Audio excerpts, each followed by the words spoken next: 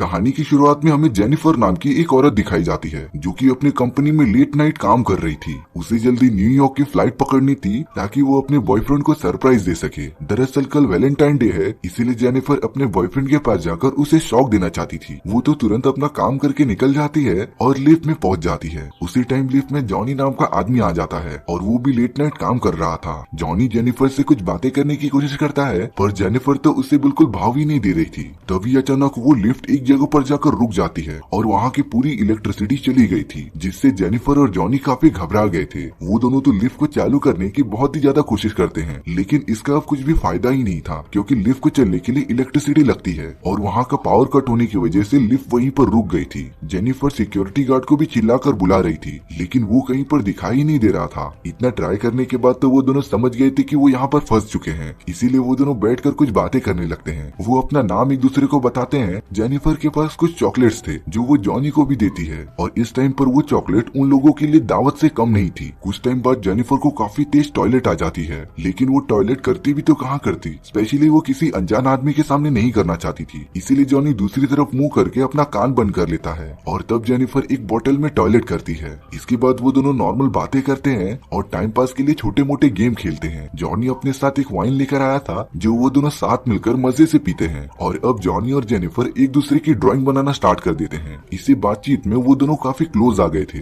जैसे कि वो दोनों एक दूसरे को काफी पहले से जानते थे। जेनिफर जॉनी की एक फनी पेंटिंग बनाती है, लेकिन जॉनी तो एकदम कलाकार निकला। जेनिफर जॉनी की ड्राइंग देखकर एकदम शॉक हो गई थी क्योंकि उसने उसकी काफी अच्छी पेंटिंग बनाई थी। जेनिफर तो उस पेंटिंग का फोटो भी निकाल लेती है ताकि वो अपने सोशल मीडिया अकाउंट्स पे पोस्ट कर सके। और अब वो दोनों एक दूसरे की वीडियो रिकॉर्डिंग करना स्टार्ट कर देते हैं, जिसमें कि वो एक दूसरे की पसंद के बारे में पूछते हैं और उनके रिलेशनशिप के बारे में भी। जेनिफर बताती है कि उसका एक बॉयफ्रेंड है, लेकिन वो उससे पिछले 3 महीनों से नहीं मिली थी। वो जॉनी को बताती है कि वो एक दूसरे से इतना प्यार करते थे ना कि वो एक बार लाइब्रेरी में ही सो गए थे। अब बारी आती है जॉनी की। जॉनी बताता है कि वो कभी किसी रिलेशनशिप में नहीं रहा क्योंकि वो जब भी किसी लड़की से बात करने जाता वो उसकी शक्ल देखकर मना कर दी थी। पता नहीं जेनिफर को जॉनी के लिए बुरा लग रहा था और अब जॉनी धीरे धीरे जेनिफर के पास जाने लगता है और इसे किस करके उसके साथ इंटीमेट होता है और अब वो दोनों प्यार करने लग जाते हैं। तभी जेनिफर को लगता है कि ये वो गलत कर रही है और जॉनी को कहती है कि वो इस सब के बारे में सब कुछ भूल जाए, पर जॉनी के तो एक्सप्रेशन काफी अजीब लग रहे थे और अब वो जेनिफर को सब सच्चाई बताता है कि वो इस कंपनी में काम करने वाला एम्प्लॉय नहीं बल्कि एक सिक्योरिटी गार्ड है। इतने सालों से काम करने के बाद भी कोई भी जॉनी को पहचानता ही नहीं था। जॉनी जेनिफर को सीसीटीवी कैमरे की मदद से कई दिनों से फॉलो भी कर रहा था और उसी ने ये सारा प्लान किया था कि वो दोनों लिफ्ट में फंस जाएंगे और जॉनी को चांस मिल जाएगा जेनिफर के क्लोज आने का। और सेम ऐसा ही होता है, यानी कि जॉनी अपने प्लान में कामयाब हो गया था। लेकिन दूसरी तरफ जेनिफर तो एकदम शॉक हो गई थी। वो लिफ्ट से बाहर जाने की कोशिश करती रहती है, लेकिन जॉनी तो उसे पकड़कर उसके साथ जबरदस्ती करता है। जेनिफर ने गुस्से में आकर अपनी सैंडल से जॉनी के सर पे तेजी से मार दिया था, जिससे कि जॉनी का काफी खून निकलता है और वो अनकॉन्शियस हो जाता है।